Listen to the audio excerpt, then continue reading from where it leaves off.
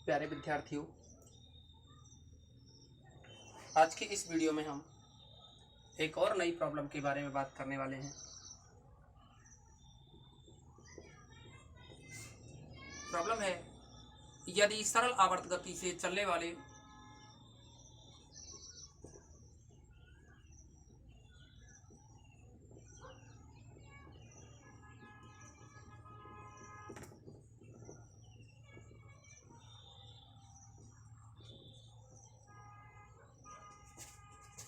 एक कण के सरल रेखा पर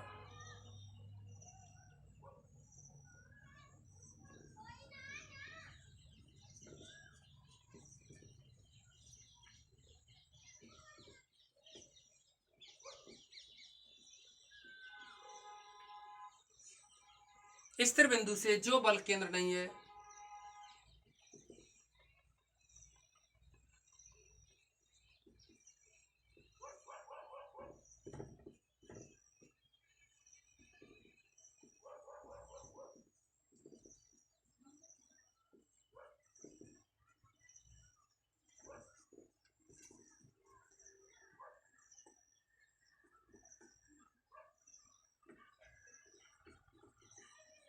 दूरी स्मॉल ए बी सी पर वेग क्रमशः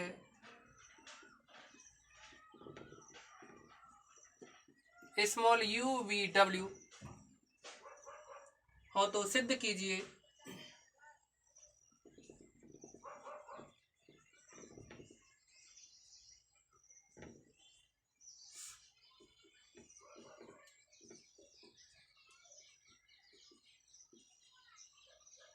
कि आवर्तकाल टी निम्न समीकरण द्वारा प्राप्त होता है।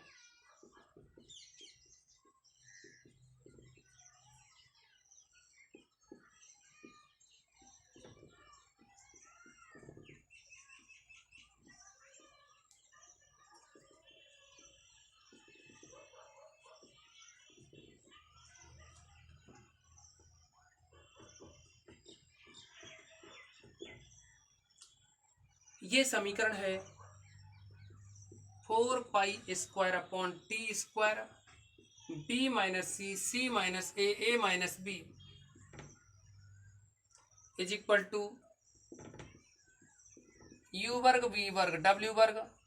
ए बी सी 1 1 1। ये हमें प्रूव करना है। देखिए, हम यहाँ जो ये काम में लेते हैं V square equal to mu A square minus X square, इस इक्वेशन को थोड़ा चेंज करके चलेंगे। क्या है कि हम वी नहीं ले सकते स्मॉल बी, क्योंकि स्मॉल बी पहले से ही दे रखा है। दूसरा, हम यहाँ स्मॉल ए को भी नहीं ले सकते क्योंकि स्मॉल ए दे रखा है, यानी हम आयाम लेके चलेंगे कुछ और।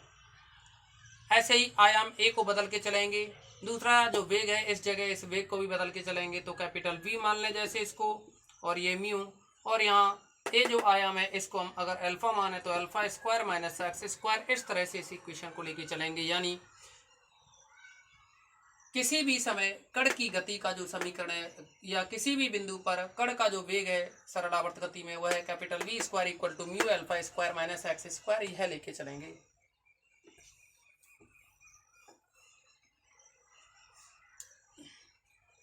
तो देखिए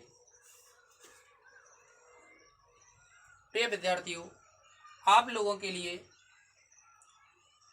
जैसा क्वेश्चन में कहा है उसके बारे में आपको समझाते हैं। देखिए, ये कहा है यदि सरल आवर्त गति में चलने वाले एक कण की सरल रेखा पर स्थिर बिंदु से जो कि बल केंद्र नहीं है। सबसे पहले हम बता दें आप लोगों को कि मान लीजिए ये बल केंद्र O है, यानी मूल बिंदु जिसे कहते हैं आप, और ये पॉइंट है A मान लो, या अभी और अगर आगे जरूरत पड़ी तो वो भी देख लेंगे। A पॉइंट यहाँ होगा। लेकिन ये कहा है यदि सरल आवर्त गति से चलने वाले एक कण के सरल रेखा पर, यानी इस सरल रेखा पर स्थिर बिंदु से, सरल रेखा पर कोई स्थिर बिंदु है, मान लीजिए ये पॉइंट है, कैपिटल डी कह दो, कुछ ही मान लो इसको, स्थिर बिंदु से जो कि बल केंद्र नहीं है, यानी डी जो पॉइंट लिया है हमने, ये बल केंद्र नहीं है। दूरी स्मॉल ए स्मॉल बी स्मॉल सी पर, यानी डी पॉइंट से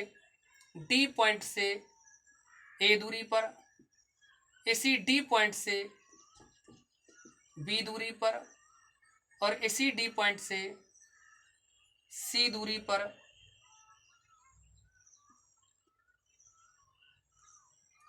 कहा है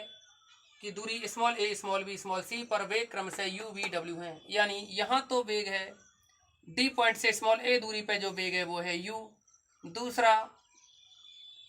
डी पॉइंट से स्मॉल बी दूरी पर जो वेग है स्मॉल v और सी दूरी पर है वो है w। अब अगर हम इसके आयाम की बात करें, अगर आयाम ये अल्फा है ए तक, तो सिद्ध कीजिए कि आवर्तकाल टी निम्न समीकरण द्वारा प्राप्त होता है, यानी ये जो व्यंजक है ये हमें प्रूव करना है 4π² तो देखिए दोस्तों, अगर हम आयाम को अल्फा मान लें और ये जो मूल बिंदु से डी पॉइंट जो स्थिर बिंदु है इसकी दूरी है, अगर इसको हम स्मॉल डी कह दें, माना देखिए अगर डायग्राम क्लियर है तो क्वेश्चन को करने में कोई प्रॉब्लम नहीं आएगी। माना कण की गति का आयाम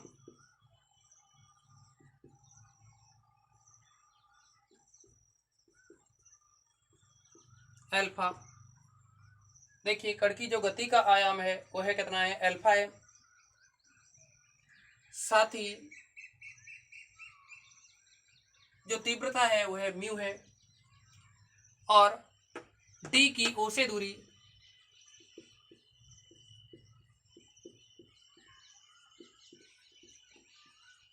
स्मॉल डी है,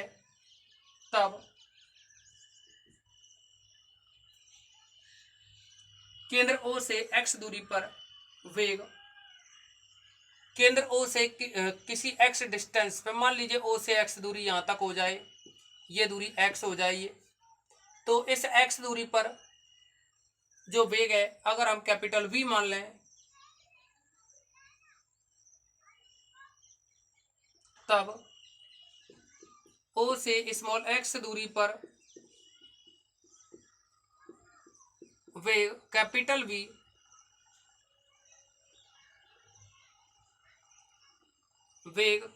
वी वर्ग बराबर में म्यू, और यहाँ अल्फा यानी आयाम a² - x² होता है, लेकिन एक ही जगह क्या है अपने पास अल्फा है, इसको इक्वेशन नंबर फर्स्ट डाल दें। तो देखिए अब ओ से ए दूरी पर, अब हम बात करें स्मॉल ए स्मॉल बी स्मॉल सी दूरी पर, स्मॉल ए या ये कहें, देखिए स्मॉल ए जो डिस्टेंस है वो यू से है, अगर आप ओ से मेजर करोगे तो ये हो जाएगी, डी को और जोड़ दोगे ए प्लस डी हो जाएगी, यानी अब स्मॉल ए स्मॉल बी स्मॉल सी दूरी पर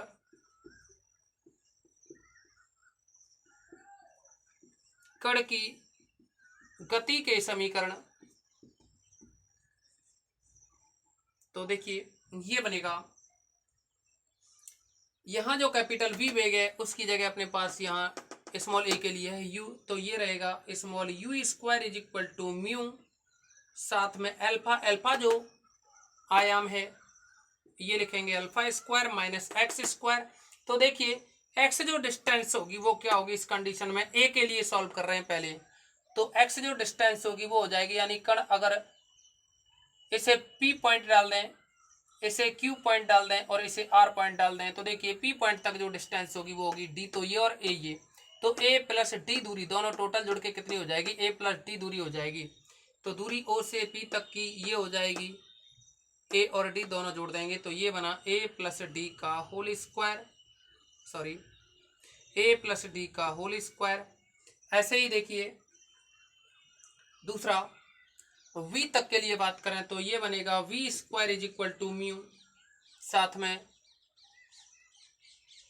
आयाम α² माइनस, अब देखिए इस यानी q तक जो दूरी होगी ये v तो हो गई d से लेकर के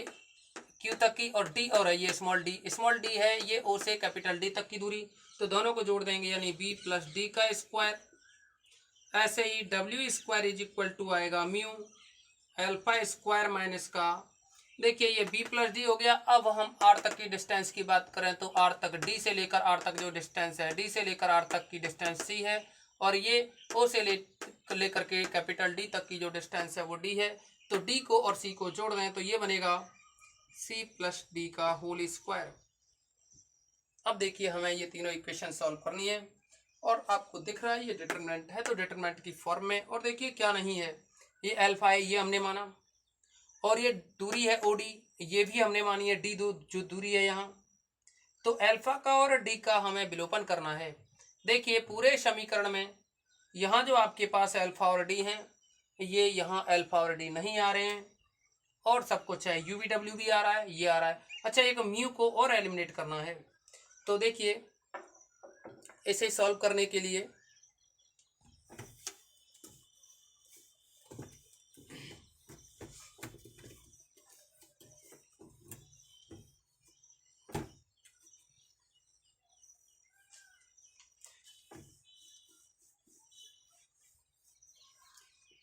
इक्वेशन फर्स्ट को सॉल्व कर रहे हैं हम। इसको अगर हम इक्वेशन 1 2 और ये 3 डालें तो फ्रॉम 1, देखिए इक्वेशन 1 है ना, इसी के according U square upon mu करें, U square upon mu is equal to alpha square minus देखिए ए प्लस डी का होल स्क्वायर है तो ये बनेगा A square plus 2AD plus D square. इसी के साथ अगर हम ए स्क्वायर प्लस 2AD या तो सभी टर्म्स को एक साथ ले आए, या देखिए इसको लिख सकते हो A square plus 2AD plus D square को अगर लेफ्ट साइड में लाएं और अल्फा स्क्वायर माइनस का यू स्क्वायर अपॉन म्यू लिखें, इसको भी आप चाहो तो लेफ्ट साइड में ले सकते हो, तो ये बन जाएगा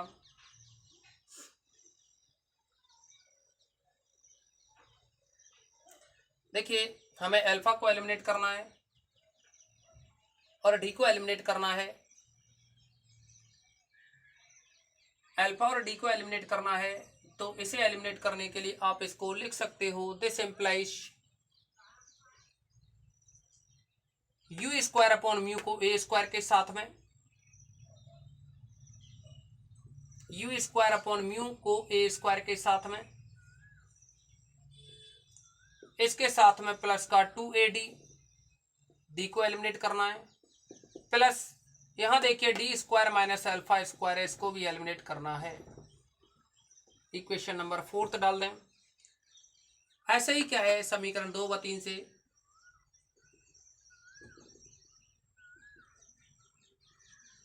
सिमिलरली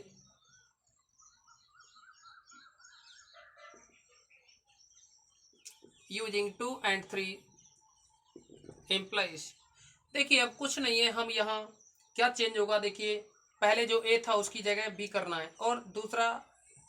जो यू था उसकी जगह स्मॉल वी करना है, फिर इसके बाद वी की जगह डब्ल्यू करना है और वी की जगह सी करना है,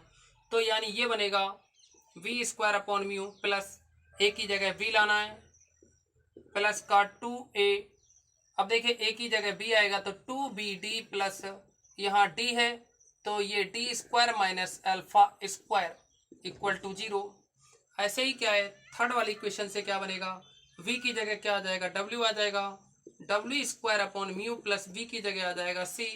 plus 2CD plus D square minus alpha square equal to 0। इसको इक्वेशन नंबर 5 से 6 डालें, तो देखिए अब क्या है इसमें से जो हमें एलिमिनेट करना है,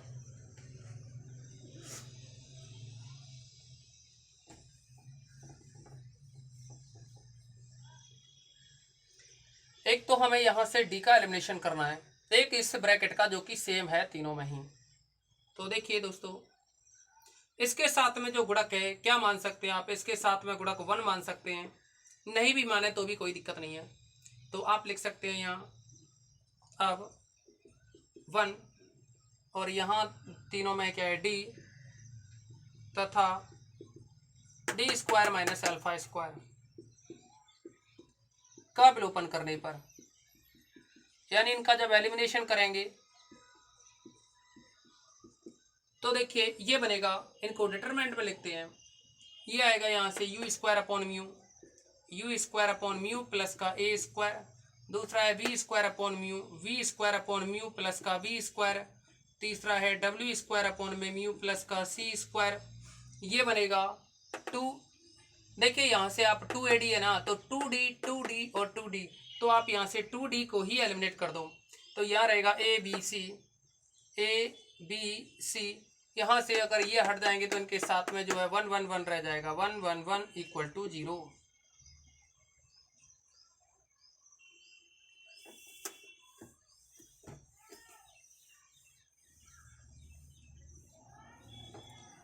अब हमें ये सिंप्लीफाई करना है ओनली। तो देखिए एक रूल्स होता है डिटरमिनेंट का, उस नियम को लगाएं तो ये बनेगा दिस इम्प्लाइज,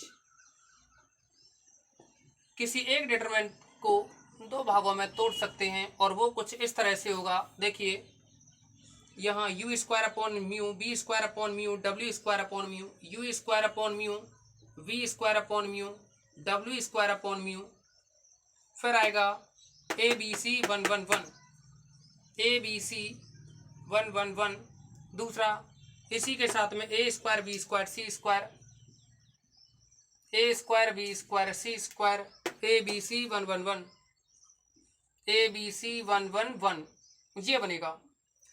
तो देखिए दोस्तों, अगर आप यहाँ से 1 upon mu 1 upon mu 1 upon mu बाहर निकालें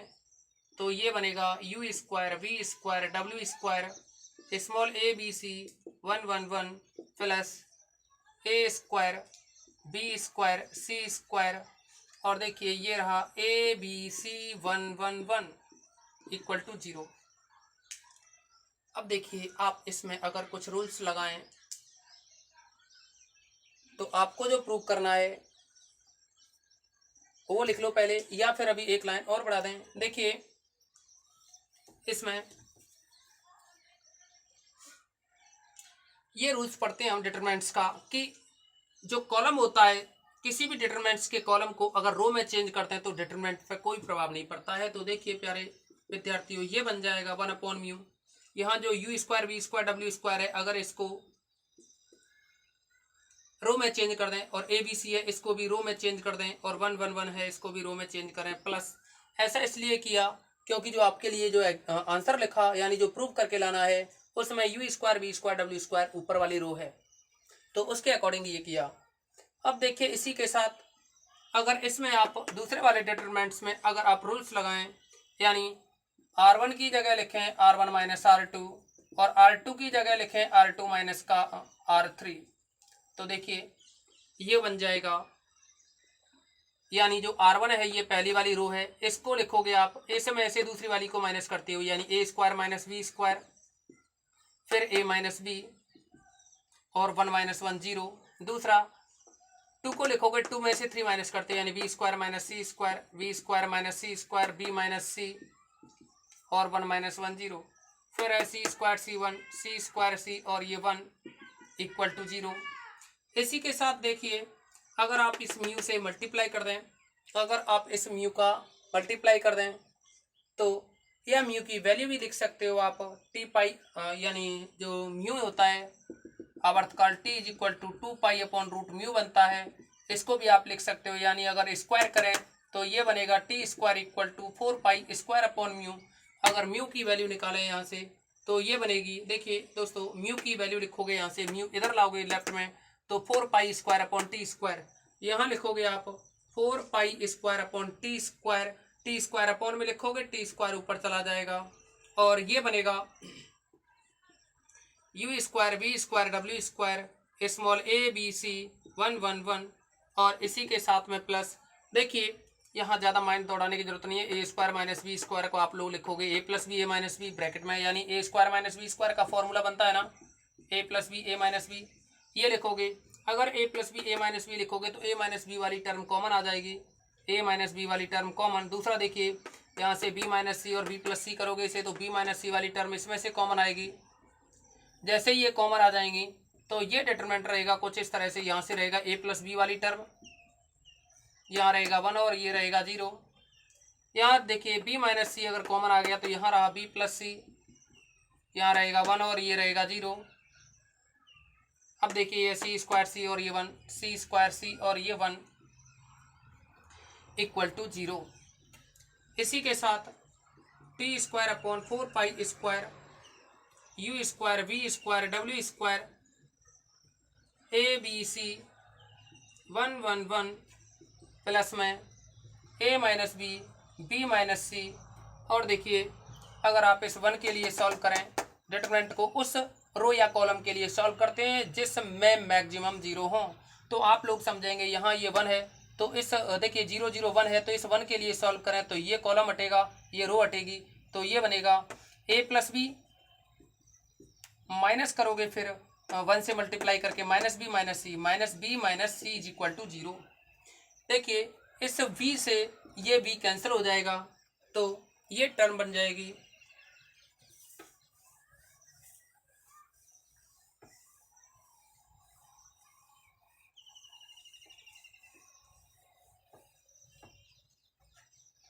यह टर्म बन जाएगी